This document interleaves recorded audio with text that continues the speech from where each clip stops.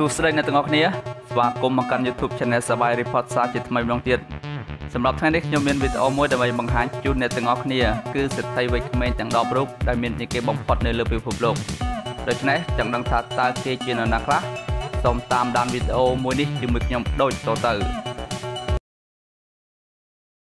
10 Jalen Bledsoe ជាសហគ្រិនវ័យក្មេងដំបូង Jalen Bledsoe ដែលបានចាប់ផ្ដើមក្រុមហ៊ុនគឺក្រុមហ៊ុន Bledsoe Technology នៅពេលដែលគាត់ទើបតែមានអាយុ13ឆ្នាំតែប៉ុណ្ណោះគាត់បានក្លាយជាសេដ្ឋីត្រឹមតែរយៈពេល2ឆ្នាំបន្ទាប់ពីគាត់បានបើកក្រុមហ៊ុន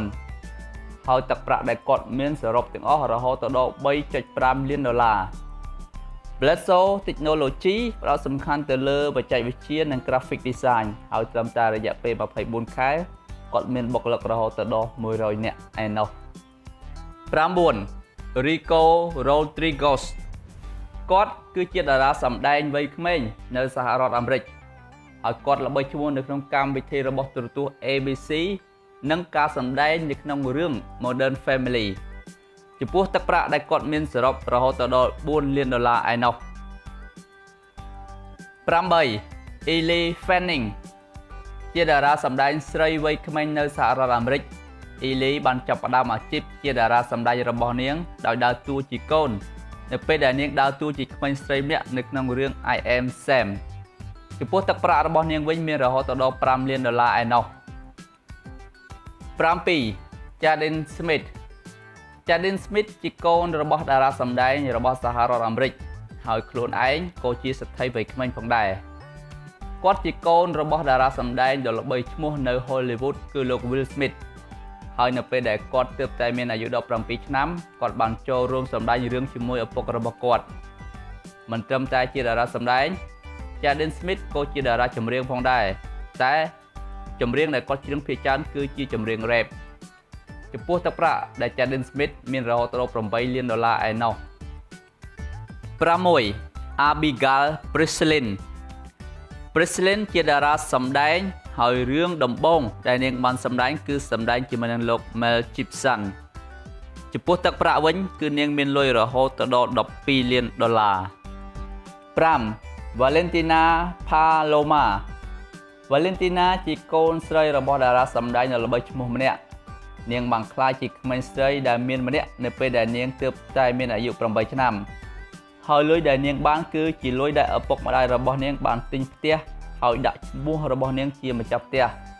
សម្រាប់លុយទាំងអស់សរុបរហូតដល់$12 លានសហរដ្ឋអាមេរិក4 Nick Daloisi មានឈ្មោះជាសហគ្រិនវ័យក្មេងដែលមានទឹកប្រាក់រហូតដល់$30 លានគាត់បានបង្កើតកម្មវិធីមួយដែលមានឈ្មោះថា Family ហើយកម្មវិធី Family ជាកម្មវិធីដ៏ល្អបំផុតក្នុងឆ្នាំ2017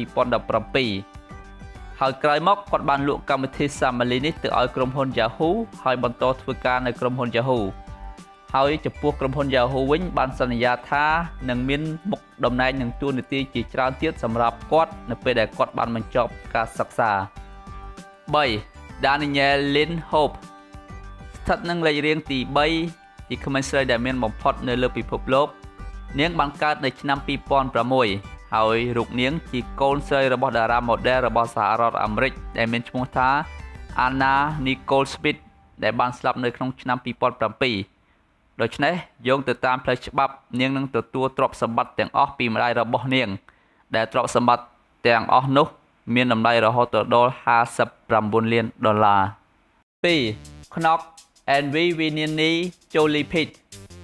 សម្រាប់ក្មេងស្រីទាំងពីរនាក់នេះគឺជាកូនភ្លោះរបស់តារាសម្ដែង Hollywood ដ៏ល្បីឈ្មោះនាង Angelina Jolie និងលោក Brad Pitt